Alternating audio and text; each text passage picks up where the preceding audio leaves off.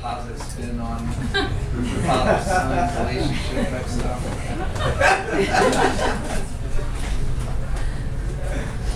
It's called Advent Santa.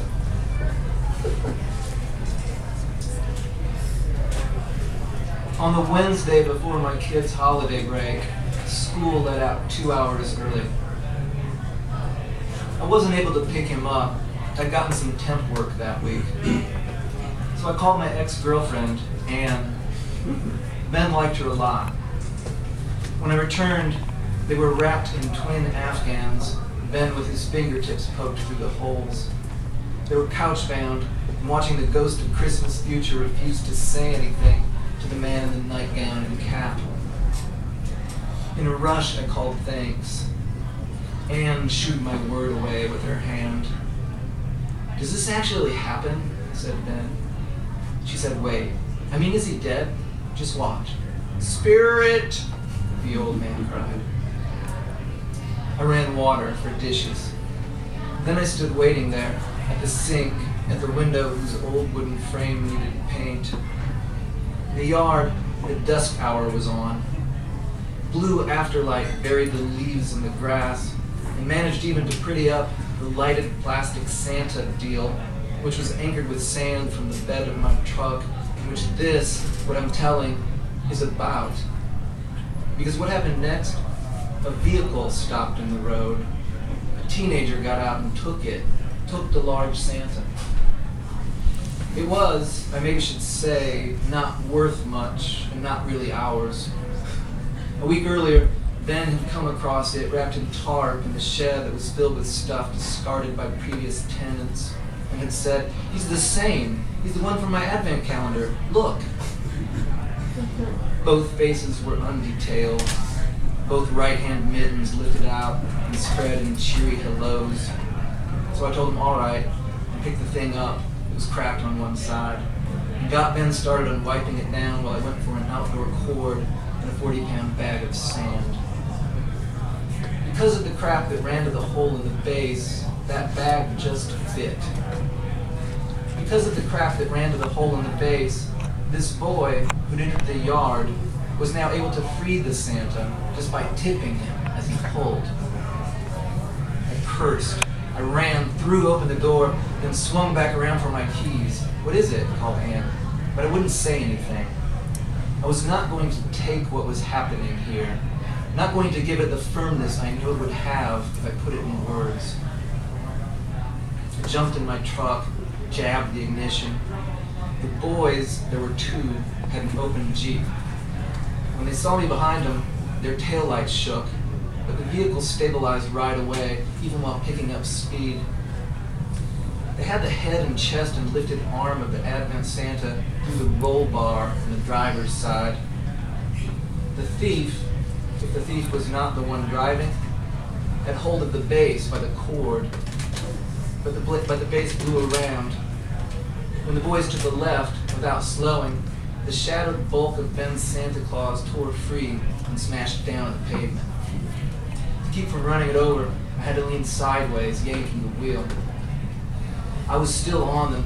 I got myself close enough to count bolt holes in the spare. The road that the boys had turned onto is the road leading out of our neighborhood. And the road that we were all coming to next is a big one. I saw the red light. The boys flew into the intersection on faith, and something preserved them.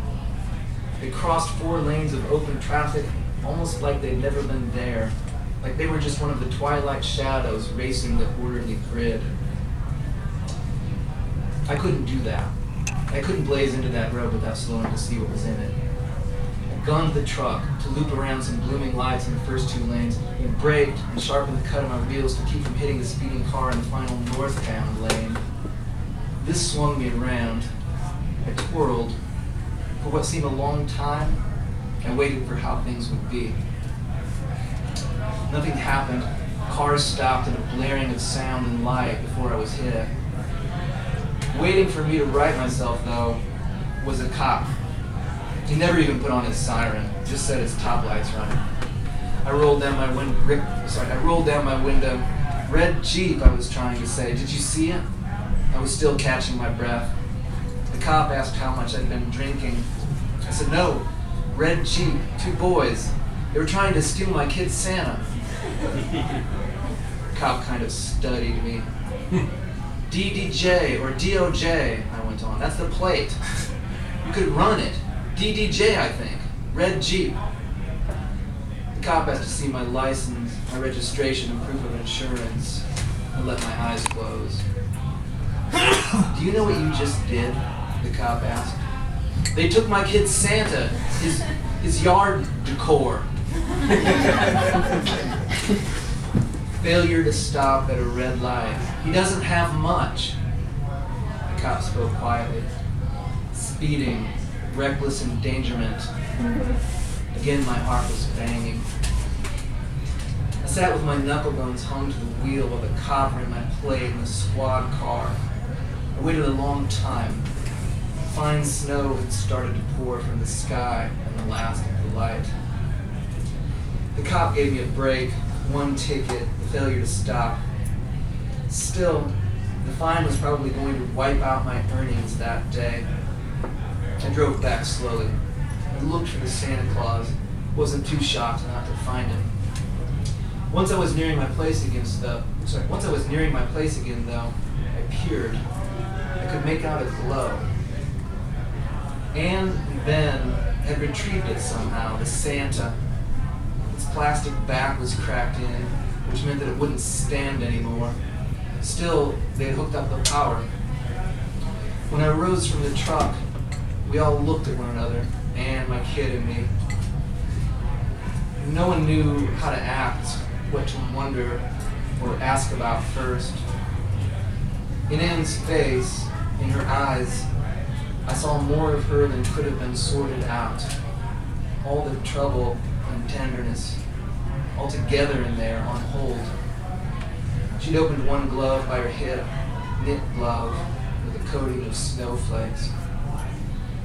The guys tried to steal him, I began. What happened, Dad? What did you do? I gave an account. I was looking at Ben and at Anne, who seemed like she could have had questions. But for now, she didn't ask them. We found him, Ben explained. We tied him on the top of Anne's car. I said, good. That's good.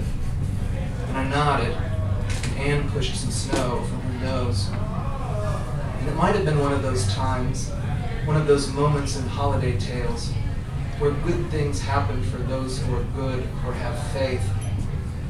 Except nothing happened at all. Anne stood in the yard in her coat and her gloves. My kid horsed around in the snow. Santa Claus, laid on his back, on his hip, still raised a lit mitten, like he was upset, maybe trying to free himself from the twine he'd been tied to Anne's car with. He looks a little ridiculous, I mentioned. Anne nodded, yes.